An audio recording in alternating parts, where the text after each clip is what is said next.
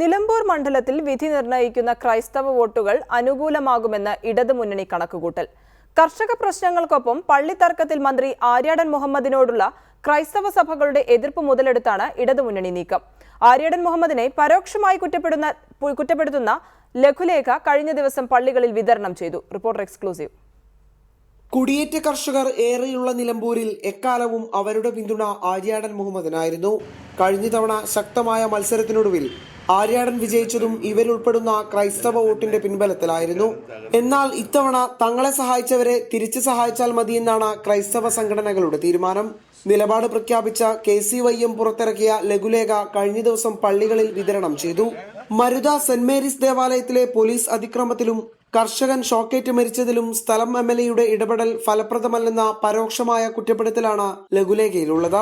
ദേവാലയത്തിന് ആരാധനാ സ്വാതന്ത്ര്യം MLA ഉറപ്പു നൽകിയെങ്കിലും നടപ്പായില്ല. വൈദ്യുതി വേലിയിൽ നിന്നും ഷോക്കേറ്റ് മരിച്ച കോയിക്കര മാത്യുവിന്റെ കുടുംബത്തിന് സർക്കാർ ധനസഹായം ലഭിച്ചില്ലെന്നും പരാതിയുണ്ട്. എക്കാലവും നമ്മൾ അടിമകളല്ലെന്നും സഹായിക്കുന്നവരെ തിരിച്ചു സഹായിക്കുക എന്ന നിലപാടിലേക്ക് നീങ്ങണമെന്നുമാണ് ആഹ്വാനം. ഇടത് സ്വതന്ത്രനായി മത്സരിക്കുന്ന PV അൻവറിന്റെ ഇടപെടലാണ് ഇത്തരമൊരു ലഘുലേഖയ്ക്ക് പിന്നിലെന്നാണ് വിവരം. എന്നാൽ ക്രൈസ്തവ വോട്ടുകളിലെ ഭിന്നിപ്പ് മുന്നിൽ കണ്ട് ഇവ പരിഹരിക്കുന്നതിനായുള്ള ശ്രമത്തിലാണ് ആര്യാടൻ മുഹമ്മദും UDF നേതൃത്വവും. റിപ്പോർട്ടർ, മലപ്പുറം.